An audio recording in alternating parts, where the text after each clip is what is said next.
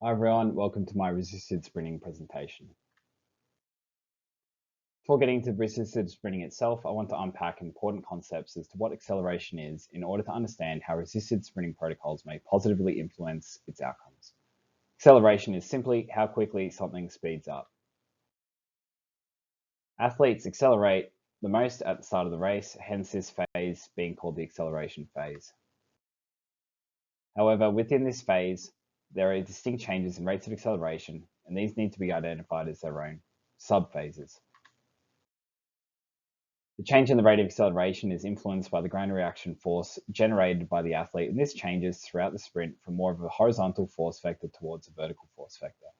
The resultant ground reaction forces is determined by the athlete's technical ability and their physiological capabilities, such as their strength and power.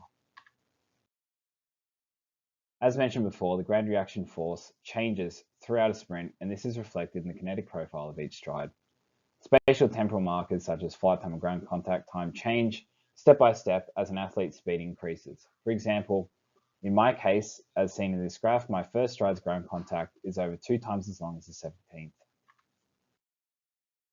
Within a ground contact, there is 3 phases of gait. The time spent within or the amount of force produced within each phase will influence the net vertical and horizontal forces resulting from the ground contact, having a direct influence on the resultant change in velocity coming out of the stride.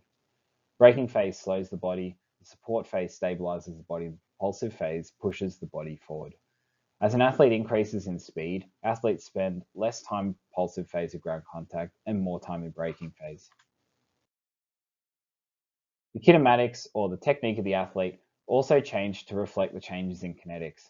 Athletes organize themselves to apply horizontal forces in early stages of acceleration by orientating their torso and shin angles in a forward manner, and with each step, these markers become increasingly vertical. So this point I'm highlighting is that through an acceleration, each stride is different, especially the first few strides, and this should have implications on the way we prepare athletes for the task of accelerating. Before we look at the literature, I want to ask the question as to why it's actually important to be an elite accelerator as a sprinter and why it should be a KPI. Due to the kinetic and kinematic differences in the first 3 steps of the race in particular, targeted training is required to improve in this facet of the race as it's a separate biomotor skill to high-speed running. Athletes who do not utilize the environment of the first few steps will have to play catch-up throughout a race, and when a gold medal can be determined by the thousandth of a second, athletes cannot afford to lose time at any point in the race.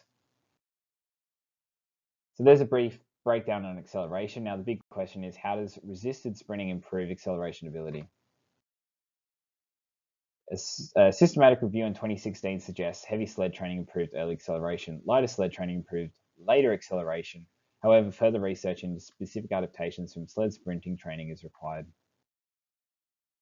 Since that systematic review, there's been a lot of cool literature published on this topic. For example, in 2021, a paper looked at how resisted sprinting protocols led to improvement of acceleration technique.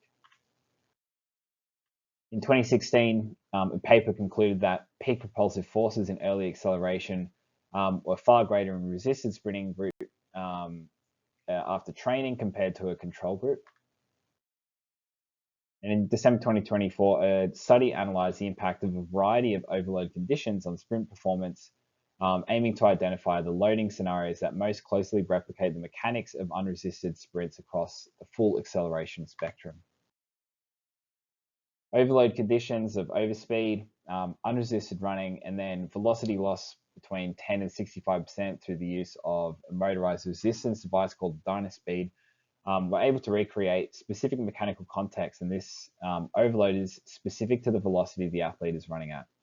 Load prescriptions can target specific proportions of the acceleration curve in an aim to improve net horizontal forces at each stage of the acceleration. Loads were prescribed until the decline in velocity were reached, as outlined in the series of graphs on the left. And so, for asking ourselves, what adaptations do resisted sprinting protocols elicit to improve acceleration outcomes? It's really hard to discern whether these positive outcomes come as a technical or physiological adaptation, as coordinated neurological changes feed one another. For example, if an athlete is in a stronger position, they can apply high amounts of force in a sprinting specific manner. The position they're in, technique, the amount of force applied, physiological. So it's really the marriage of the two.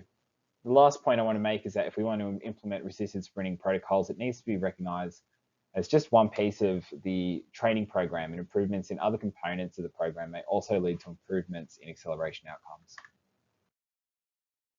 Researchers, coaches, biomechanists are all aligned on the reality that good acceleration ability comes as a result of great technical efficiency and incredible force production capabilities. So using the information from the literature, practical recommendations for the implementation of resisted acceleration is that you should probably be using these protocols to improve acceleration. It mainly highlights that learning parameters are specific to the velocity acceleration curve, and exposure to a variety of loads will benefit acceleration throughout the full spectrum.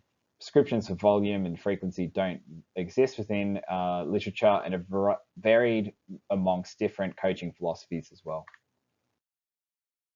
When coaching a group of athletes, it would be wise to cluster athletes by body weight or their kinetic profile, like Rottweilers and Whippets, to ensure appropriate loading is applied to athletes. And a really cool point in the previous Nagahara study from 2024 is that even the use of light-resisted protocols had a positive effect across a broad spectrum of the acceleration curve, suggesting that traditional, budget-friendly, logistically friendly options like the use of bands, sleds, and hills may be sufficient enough to improve acceleration outcomes in sprinters.